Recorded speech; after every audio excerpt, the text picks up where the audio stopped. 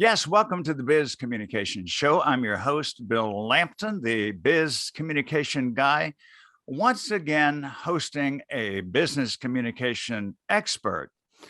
And as you and I listen to the conversation, the tips and strategies that we pick up will help us boost our business.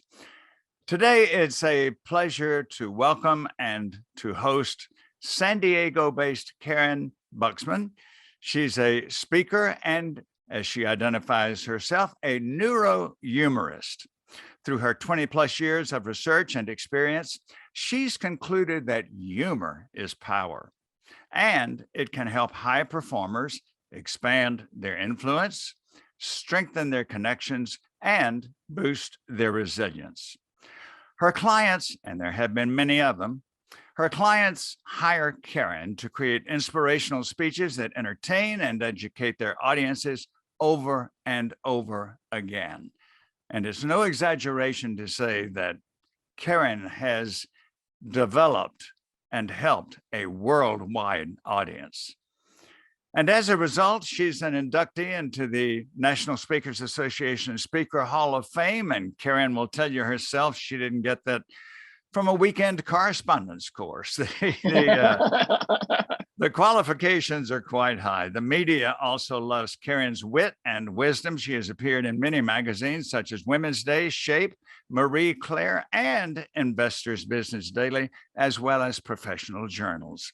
She's a frequent radio and television guest. I love this, and you will too. Karyn's mission in life: to improve global business, global health, and world peace through laughter, and heal the, as she puts it, the humor impaired. I've had the privilege of hearing her myself in person before. And it's great to have you on the show. Welcome to the Biz Communication Show, Karyn. It's awesome to be here. And can I say the phrase back by popular demand? I love being on this podcast with you.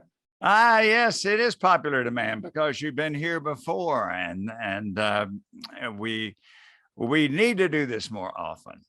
Yes. Karyn, you started your professional career as a nurse. Yes. And that is a potentially very tense situation day by day by day. I have a granddaughter now who is a nurse, and she works in a COVID unit. You can't get more of a stressful situation than that. And so I'm wondering, here you are now, a professional humorist, and have been for quite a while, and a neurohumorist. So yes, I'm curious, and I know our YouTube video watchers and our podcast listeners would like to know, in what way, if at all, did you use humor in dealing with patients during your nursing career? humor actually had a great twofold purpose in healthcare for me and for other providers around the world. And that is, one, the humor for myself, because this is a world where we need a lot of resilience. Nurses, even pre-COVID, were working long hours, they're working in difficult situations, they're dealing with a lot of difficult people. And so to provide their own means of coping and building their resilience is very important. And then the flip side of that is, how do we use humor to better the patient outcome? So how can we do that to lower their stress, to improve their general health? Because humor's also been shown, particularly laughter, to decrease sensitivity to pain and lower the amount of inflammation in the body. And lots of every single body system that can be negatively affected by stress can be positively affected by humor. So this is an amazing tool for nurses and people in healthcare. I would imagine that you're familiar with the story of Norman Cousins. Norman Cousins, would you tell us a little bit about that, if that's fresh on your mind? Oh, always. He was such an inspiration.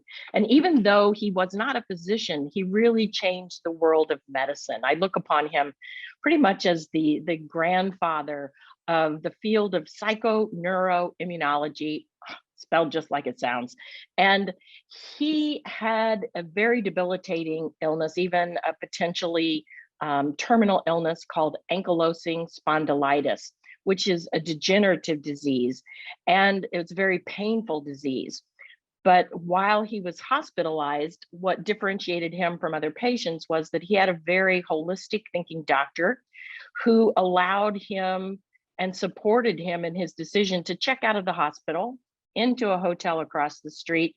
And while he maintained his treatment of fluids and vitamins and such, he had a connection to a gentleman that, if you don't recognize this name, go look it up. Alan Funt, who was the creator of a show called Candid Camera. It was Yes.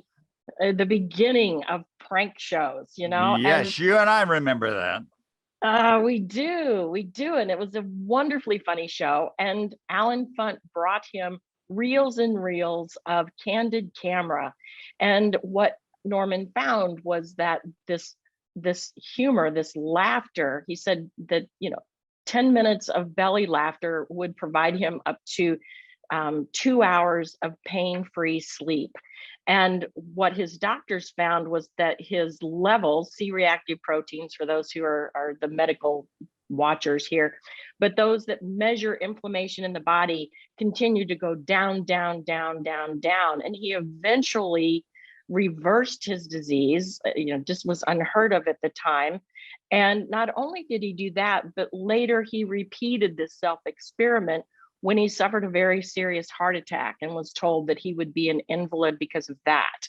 And so he raised the awareness that this is the mind-body connection, because prior to that, the medical model was totally, still is a little bit of, look for what's broken and fix it, but not combining the fact that we are emotional and spiritual, physical beings, and that all of this, you can't separate them. And so, he helped launch this field, and I wouldn't be here if it wasn't for the work that he did. As I remember, I believe he wrote a book, Laughter is the Best Medicine. Is that right? His first book was called Anatomy of an Illness. And his last book that he wrote was called Headfirst: Biology of Hope. And that is a very, very thick tome, actually, on the field of psychoneuroimmunology. But I certainly know he professed that laughter is the best medicine. I don't remember reading that book, but if it's out there, I got to go find it. I think maybe that was just the title of an article about him I found when I was browsing. I'd like to speak from personal experience on this as to the value of nurses with an upbeat, tasteful sense of humor. In my lifetime, I've had more than 20 surgeries. And I often say that I didn't get older, I just got replacement parts.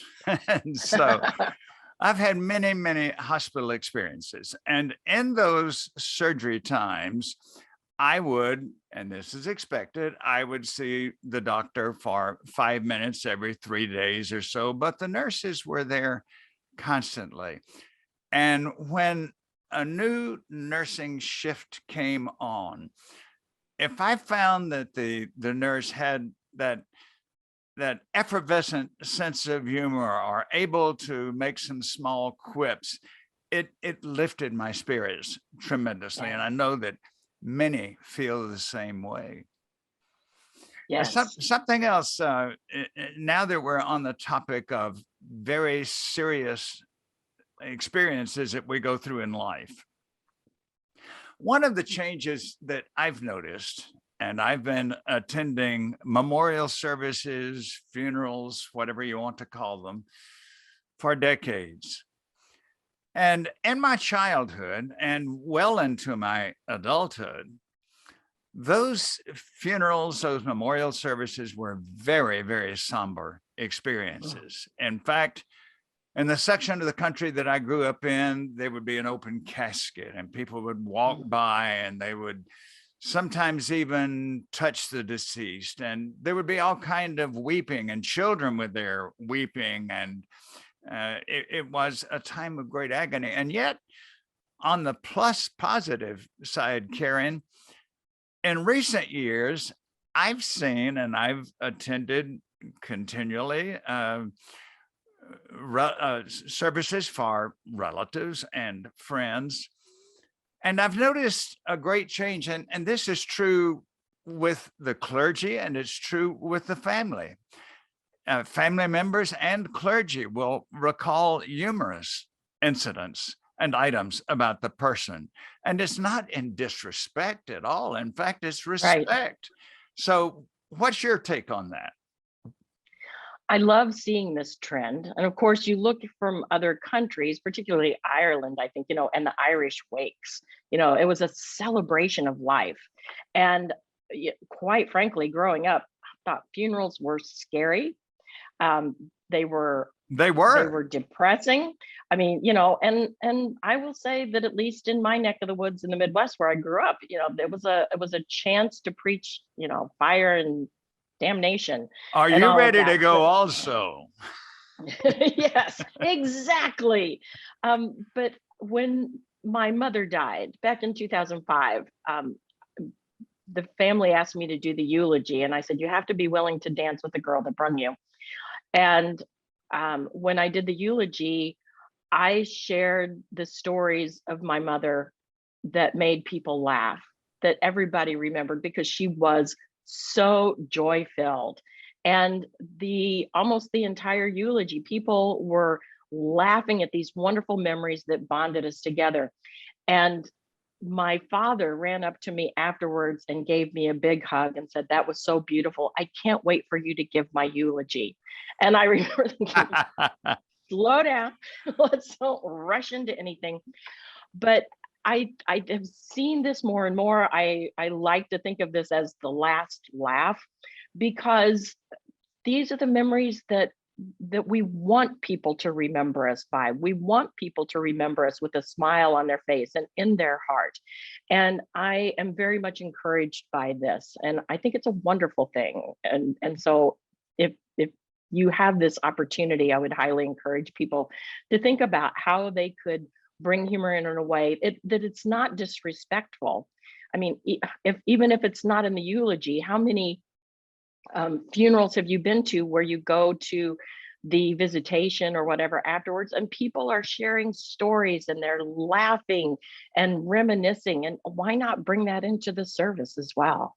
That to me is it's a part of the healing process to Very much so. focus on what this person contributed to your happiness and to the happiness of everyone there. Let's switch to the business scene now. And Hmm? in the business scene, there's something I want your observation on. Many times, now that we have the internet and email, instead of sitting down with an employee when you have something you want to reprimand them about, a manager might send an email which delineates the problem and tells where the employee has fallen short and how it has impacted the organization. And the boss tries to make that go okay by putting a little humor in it. What do you think of that, Karyn? I think that's a very dangerous way to communicate. Unless you have a very, very long standing and solid trusting relationship with somebody, there's so much potential for miscommunication. And if I just might take the time for a minute to describe being a neurohumorist, why this happens. Because when we communicate humor, for the majority of us, unless we have vision or sight impairment, so much of the humor that we take is contextual. And we pick up on verbal cues, we pick up on visual cues, we listen for the tone of voice, because how you say something, if you're saying it with a smile on your face in a particular tone, it can be funny, but we can't utilize our mirror neurons, which is what gives us the sense of whether or not this person is communicating to us in a in a positive way or in a reprimanding way or in a denigrating way. And so when in doubt, leave that out. And I think that first and foremost, if you're reprimanding somebody, the last way you should be doing that is through email. But if you're going to do it through email, I would say that in this situation, again, not to use humor unless you really know this person and that they have that great sense of trust. Does that make sense? Yes, I want to echo what you're saying there about when you're with somebody, you can get away with humor and in a way, and you know this as a professional, you can get away with certain types of humor, even sarcasm, that you Yes. couldn't do in person. And when I'm teaching a business communication class, I remember teaching a business writing class for several years, and one of the things I said about putting something in email is that, as you say, you don't get the interpretations, the intonations that come by being with a person. And for example, if I have a friend that I've met and I know a little bit, and I see him a second time and I say, Jim, USOB, it's good to see you again. And Yes. Jim sees me smiling and chuckling, that's okay. But if I sent it by email and said, Jim, you're quite an SOB, it's, Great point. yes. Great point. And I've identified 7 competencies in my decades of work with humor. And the one that I see that is most frequently violated is the one of relationship and rapport, the bond that you have, because our brains kind of trick us into thinking sometimes that we are more alike or that we have a more trusting relationship than what we really do. And so, unless you really know solidly that that relationship is really positive, time is often a factor because the longer we've known the person, generally the more time we've had to build a trusting relationship, not always. But if it's somebody new that doesn't know you, that they haven't developed that sense of relationship and trust, best to leave the sarcasm out. The root word of sarcasm means to tear the flesh. And if it's in a playful, mutually agreed upon relationship, it can be fabulous. I am fluent in sarcasm with the people and friends who know and love and trust me. But I learned throughout my career that for people who didn't know me, it could be very painful. And it pained me to know that I hurt them. And so now I'm much more cognizant of that and try to help others be more cognizant of that as well. I'll give you an illustration from the business scene. I was vice president of an organization, had been there several years, and the boss was a very austere person. He and I had discussed something in person. We disagreed on it. He sent me a memo, and this was before email, but he sent me a written memo insisting that we do it the way he wanted it done. And at the end of it, he put this quip: be reasonable, do it my way.